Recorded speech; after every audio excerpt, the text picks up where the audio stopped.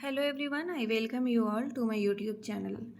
आज हम बात करेंगे आपका जो एग्ज़ाम होने वाला है आईबीपीएस एसओ की। आईबीपीएस एसओ की मेनली हम बात करेंगे इसमें एएफओ की। आपको कितने क्वेश्चंस अटेम्प्ट करने चाहिए, किस तरीके का आपका पेपर का अप्रोच होना चाहिए, किस तरीके से आपका सिलेक्शन होना आसान हो सकता है जितना आप प्रिपरेशन किए हैं उसमें, इसके बारे में हम थोड़ा बात करेंगे। क्या क्या मिस्टेक्स जनरली हम कर देते हैं और क्या क्या चीज़ अवॉइड करना चाहिए, इसके बारे में बात करेंगे। ठीक है, इसके पहले कि हम उसके बारे में बात करें, हम देख लेते हैं कि लास्ट ईयर का हमारा कट ऑफ कैसा था, किस तरीके का था। तो आपको मालूम है कि लास्ट ईयर जो सीट्स थी अभी से ज़्यादा थी, ज़्यादा वैकेंसी थी, इसकी वजह से cut off comparatively last year कम गया था। बट इस साल उससे बहुत कम सीट्स हैं तो कट ऑफ हाई जाएगा। इसी के लिए हम लोग अभी के हिसाब से एक अप्रोच लेके चलेंगे ताकि आपका माइंड उस तरीके से मेकअप हो जाए कि हमें इस तरीके से एग्ज़ाम को प्रोसीड करना है। हम बात करते हैं, ये आप सब लोग देख सकते हैं आईटी ऑफिसर का जो हमारा यूआर का कट ऑफ गया था वो 14.75 गया था, एग्रीकल्चर फील्ड ऑफिसर का 29, राजभाषा अधिकारी का गया था 23 मार्क्स, लॉ ऑफिसर का 34.5, एचआर का जो गया था वो 19.5 गया था, एंड मार्केटिंग ऑफिसर्स का 21 गया था। और बाकी के जो कट ऑफ होंगे वो या तो इतने बराबर होंगे या इससे कम होंगे, बाकी आप देख सकते हैं। अब हम बात करेंगे एएफओ के कट ऑफ के बारे में। तो आप देख सकते हो कि 125 में से सिर्फ 29 मार्क्स लेके आने थे। मतलब यदि आपका अप्रोच सही हो, आपने थोड़ा भी पढ़ा हो, तो इसको ईजिली क्लियर किया जा सकता था।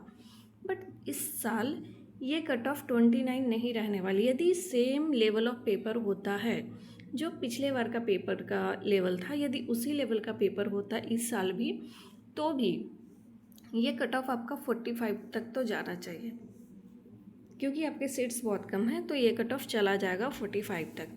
तो हमें 45 तक यदि कट ऑफ जाता है तो किस सब्जेक्ट में किस तरीके का अप्रोच होना चाहिए, इसके बारे में चलो बात करते हैं।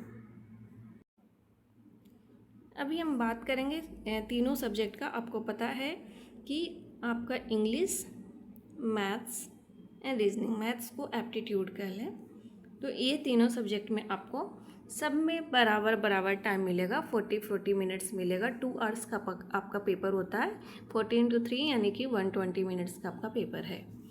ठीक है, फिर अभी इन इक्वल टाइम में एटलीस्ट एक चीज़ आईबीपीएस ने पहले ही अच्छा कर दिया कि आप किसी में ओवर टाइम नहीं दे सकते। हर एक सेक्शन में आपके पास लिमिटेड टाइम है और फिर उसके बाद फिर ऑटोमेटिकली अब दूसरे सेक्शन में वो खुद से वो चला जाएगा। ठीक है, तो आपको उसमें कुछ मैनुअली करने की ज़रूरत नहीं है। अब क्या है, इंग्लिश में जो सेफ़ अटेम्प्ट है वो सेफ़ अटेम्प्ट मैं नहीं बताऊंगी, क्योंकि इंग्लिश का जनरली ऐसा पता नहीं होता है कि जितना बना रहे हैं उसमें कितने सही और कितने गलत है। बट हाँ, जब बिल्कुल नहीं समझ में आ रहा है इंग्लिश में तो उसको नहीं करके आना है। जो समझ में आ रहा है, लग रहा है कि ये सही है, इस तरीके से मैंने पढ़ा है, तो उसको अटेम्प्ट करना है। आप इतने अटेम्प्ट करके एटलीस्ट आओ कि आपको इंग्लिश में 7 to 8 मार्क्स आ जाए। अब आपकी मर्ज़ी है कि अटेम्प्ट कितना करना है, आपकी एक्यूरेसी कितनी है, ये आपको ज़्यादा मालूम है इसके बारे में। ठीक है, उसके बाद फिर हम बात करेंगे एप्टीट्यूड का और रीजनिंग का। अब एप्टीट्यूड एंड रीजनिंग में अप्रोच है जो कि आप उसको फॉलो कर सकते हैं। तो क्या है, सबसे पहले एप्टीट्यूड में आपको एटलीस्ट 20 अटेम्प्ट कर लेने चाहिए 50 में से। मतलब सारे के सारे करने की ज़रूरत नहीं है। और एक चीज़ का विशेष करके ध्यान रखना है, वो क्या है कि सारे क्वेश्चंस आपके पढ़े होने चाहिए। आपको पता होना चाहिए कि कौन कौन से क्वेश्चंस आए हैं। मैं ये बार बार कहती हूँ, हर वीडियो में कहती हूँ कि जनरली जो इजी क्वेश्चंस होते हैं वो बीच में या लास्ट में होते हैं, और जो टफ़ क्वेश्चंस होते हैं वो पहले होते हैं। डीआई का क्वेश्चन आपको करना ही करना है। डीआई का आपने प्रैक्टिस किया होगा, यदि आपने मेरे स्ट्रेटजी वीडियो देखा होगा तो उसको करना है। उसके साथ साथ जो छोटे छोटे टॉपिक्स हैं, इनइक्वालिटी हो गया, अप्रोक्सीमेशन हो गया, रेशियो एंड प्रोपोर्शन हो गया, तो इस टाइप के क्वेश्चंस को बिल्कुल भी छोड़ के नहीं आना है। तो यदि आप 20 तक अटेम्प्ट कर लेते हो देन अच्छा है।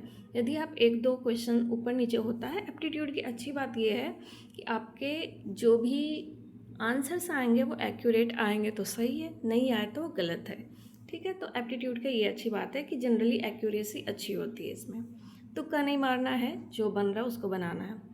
रीजनिंग में भी कई सारे ऐसे टॉपिक हैं जो कि आप कम एफर्ट के साथ कर सकते हैं। इसमें भी इनइक्वालिटी आता है।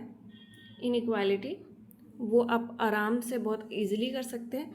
वन वेरिएबल, यदि कोई सिटिंग अरेंजमेंट है 1 या 2 वेरिएबल, तो उसको अटेम्प्ट करना। 2 वेरिएबल को सेकेंड राउंड के लिए रखना है, 1 वेरिएबल को उसी टाइम पे कर देना है। उसके साथ में जितने मिसलेनियस छोटे छोटे जो 2, 4, 5 मार्क्स के ऐसे जो इनइक्वालिटीज़ होते हैं, उन सभी को कोडिंग डिकोडिंग हो गया, इस टाइप के क्वेश्चंस को कर देने हैं। जो टफ सिटिंग अरेंजमेंट है उसको सबसे लास्ट में ट्राई करना है, जब सारे इजी वाले हो जाते हैं उसके बाद first, second and third round में हम लोग करते हैं।